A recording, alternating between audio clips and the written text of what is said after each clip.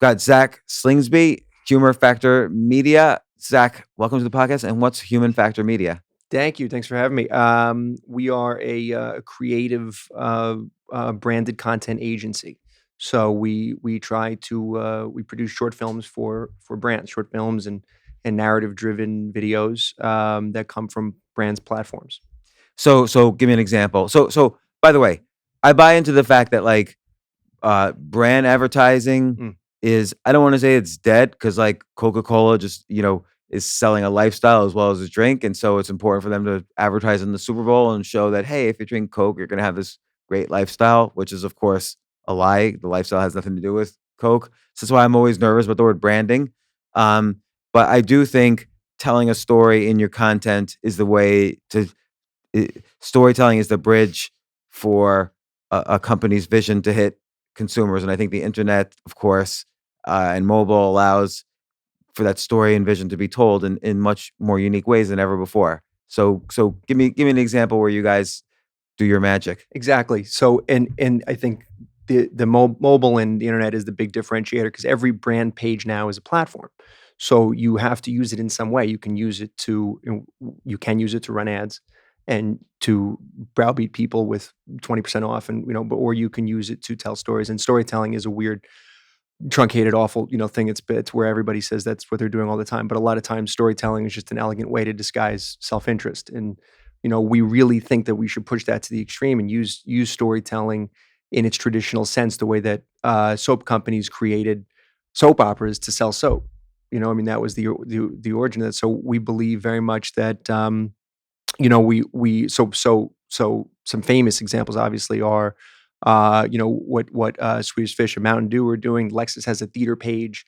Dollar Shave Club, Red Bull, Dove. So what do you do for like Dollar Shave Club? We don't do anything with Dollar Shave. I'm trying to frame Oh, up okay. where you would have seen. So we're on the mid level sort of branding plays that we've done. We've got some good narrative examples where we'll come in and say, instead of spending X budget on buying digital ad inventory on all these different platforms, let's make a documentary series and let that be the content, sort of a content marketing on steroids that produces ultimate brand equity. Right. So I've seen this, for instance, in the um, financial newsletter space. Mhm. So somebody might have an opinion about gold, Mm. and let's do instead of throwing up a $20 million worth of ads, like why this guy knows everything about gold will make you rich with gold. Let's do a documentary series about this person and the history of gold, and then to find out more, click here, sort of thing. And that has enormous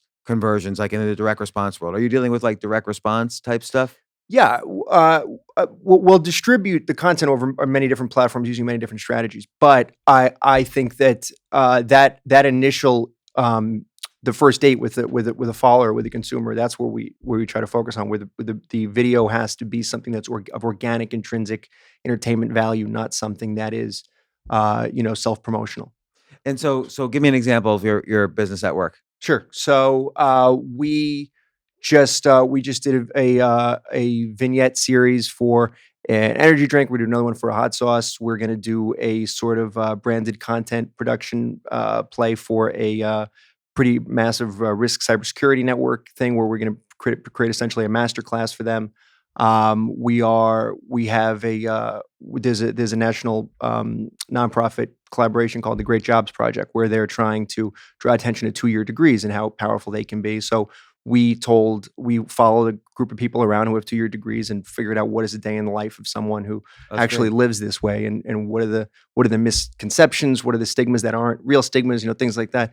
And so you have those long form content plays, and you break them down for every platform that wherever they belong. But And you deliver that long form content, that video or that video series to the client, in this case, the Great Jobs Project, for instance.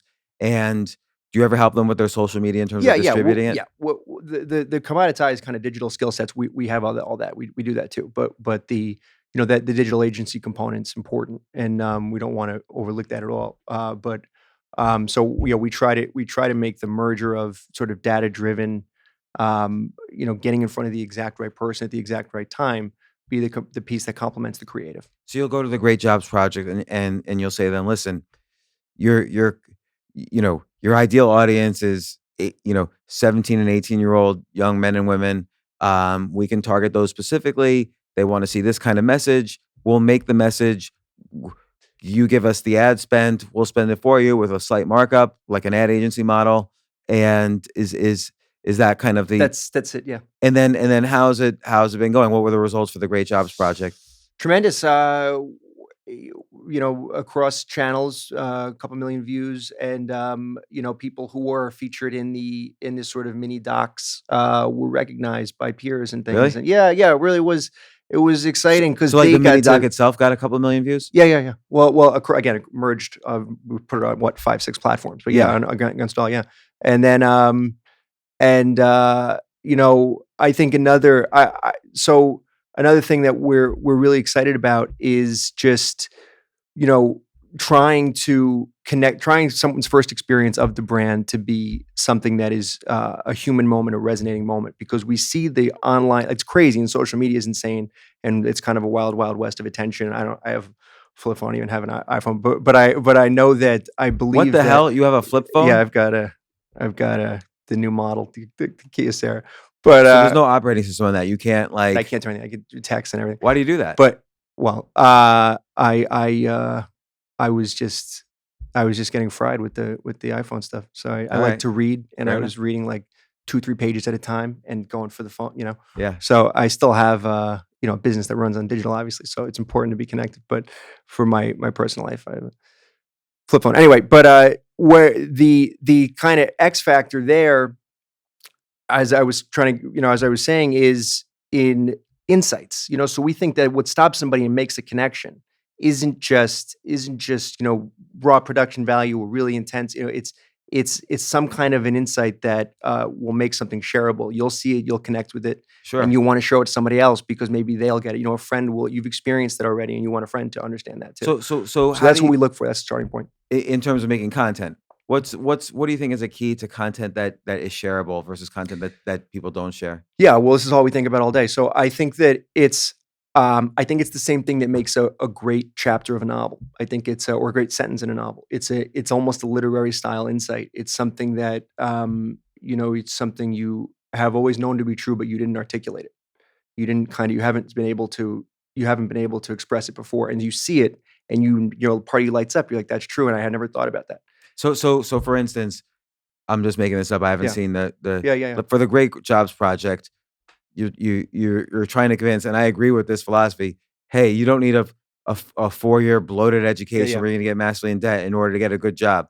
And so the big fear is, of course, because we're trained by everybody to think if I don't get a 4-year degree, I'm never gonna have a good career. So your video could start off, someone could be saying, everyone used to tell me if I didn't have a 4-year degree, I was gonna end up homeless.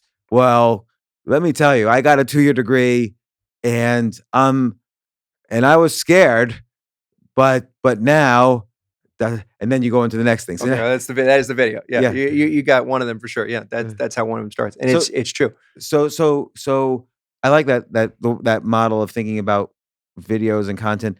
What was the result for the Great Jobs Project? Did they get a lot more awareness, customers? Like, how do Sure, you measure results? yeah. Well, the project, was, I think I think they would say, and I won't speak for that, had a transformative effect on the project, in the ability to do more. We are coming at it with bigger everything, budgets and the production and everything in the following year, and also their group of partners and their group of people who said, this is very interesting. I'm 18, I don't know what to do. What resources can I have to think about my future in a different way? And so did the Great Jobs Project, did they get suddenly a spike in usage and viewers? Oh, sure. Yeah, absolutely. That they Yeah. could directly track to your video? Yeah. Yeah. So it's weird. The world of brand awareness and nonprofits is different entirely from and we have a lot of just CPG stuff or different things like that. What's Where CPG? consumer packaged goods clients, things like Mhm. that. But a lot of them are like or B2B clients where you see, do we have more business this month or not? Great Jobs isn't going to be in that metric category. But yeah, the answer is they're again, I think they would say that it transformed the community of like-minded people. What's another client that you've done well for? Sure.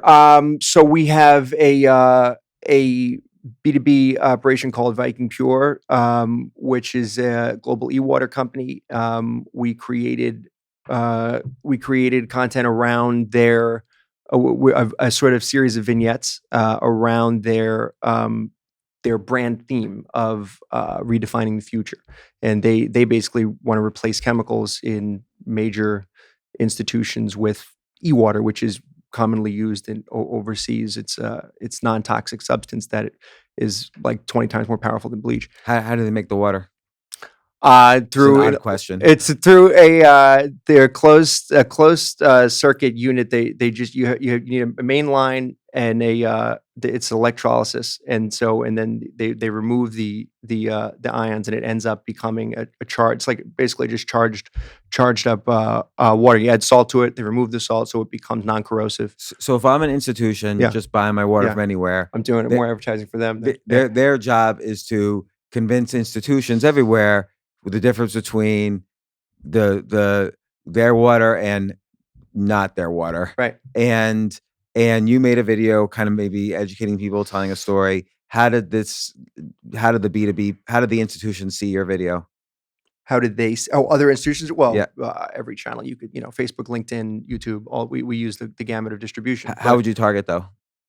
Uh, well, we would target based on the key decision makers in the verticals that we were looking to find. So, these channels have certain specificity that they enable, and then we work with data analytics in-house to go even deeper than that. How does that work? Like, are you able to Theories, it's theory testing theory.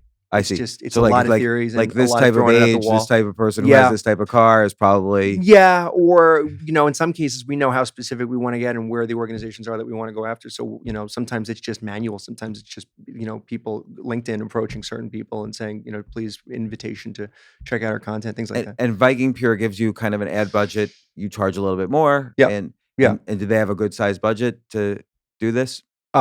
Yeah, but they don't. Well, it's growing. The better we do, the more they have. But they're a good example because they have a theme. They have a brand already, so it's great to go in and you get more room to work with. There's another company called BidToRide, which is a new ride hailing app. I'd be remiss if I didn't mention them. They're a new client, or not a new client, but a great client. And this is very interesting to me because we ran ads both ways. We made very traditional product driven ads, and just explaining what the feature is, what the differentiation model was from other ride hailing apps, and then we made a music video, and we ran both with the same budget and the same audience, and there's no comparison. I mean, there's no the engagement, the follow through, the click through, the excitement. It's just when you really try to create videos that are more like what people are going online to watch. I think that really kicks open the door for new brands. So they're ride hailing app like Uber and Lyft? They're a ride hailing app like Uber and Lyft, but they're different because they're not necessarily trying to compete with Uber and Lyft. They offer a bidding model. So you could say, I want to go to Jamaica, Queens. And So it's like a reverse auction. Yeah. So I'm willing to pay $5 to go to Jamaica, Queens. If someone's going that way and they want to go in that direction, they live there, let's say, take you along. And that sounds interesting. How are they doing as a business? They're great. They're launched in DC this month. There's a lot of press, a lot of PR, a lot of excitement, a lot of ads, and so I think they're not trying to they're not going to go after the behemoths. I think they're trying to take a few rides a day away from Uber and Lyft. I don't think they would say that they're set up to conquer I feel like Uber the drivers are going to get hurt though, like because they're going to all be. It's like a race to the bottom. No, because they can still be Uber and Lyft drivers. They can just I see. a couple times a day. They don't want to go out to JFK. They want to go back to New Jersey with it. They'll take their lower fare to solve for the dead leg problem. Also, this might work well in suburban areas where there aren't as many Ubers. That's right. So I'm willing to bid, hey, $100 if you get here fast. That's right. Take me to Washington, Right. D.C. I live in a suburb in Maryland. Right. And there's no Uber drivers around here. Right. So it might be good. That's the big part of the targeting. Yeah. Airports too. Airport so you fares. made content for them. Mm-hmm. You targeted. How did you target people? I mean, everybody takes Ubers and Lyfts, so it's not as big of a challenge as some of the other brands. But they are. we want the price conscious because we can offer a reduction, but more than that, people who are just out, we know are looking for new installs, new ideas, new upgrades and innovations. How do how do brands find you? Like, how did BidToRide find you? They found us. We shared a network. We were in the WeWork network, so we shared a network with one of their guys, and we got talking, and then content, and then just one thing kind of streams into another. But brands find us. They find us through a lot of our own, networking. Our teams just going out there and talking to people and kind of coming in. We start with the creative, like we show up with creative ideas. We're meeting with Macintosh at 2:00 today, and we're going to go in there with a web series idea. So. Apple? Mac MCINTOCH Oh, what do they do? SH. They make Audio. apples? They make audio. Okay. They make audio equipment. Audio, yeah. But very equally And prestigious okay, brand. so here's the big thing. Yeah. You have an agency. Yeah. I'm very familiar with the agency business. Yeah. Agency businesses are not they're service. You can divide all businesses between service and product. Product businesses are very scalable because there's This is right. there's always the saying about agencies. All your assets walk out the door at the end of the day, meaning the people. With a product, though, company can take out the people and throw in new people, and you still have the product is growing and it's scalable and so on. And so, how are you going to morph your business from something that's going to be valued just on profits and growth to something that people buy into the vision when they invest or they buy your company or whatever?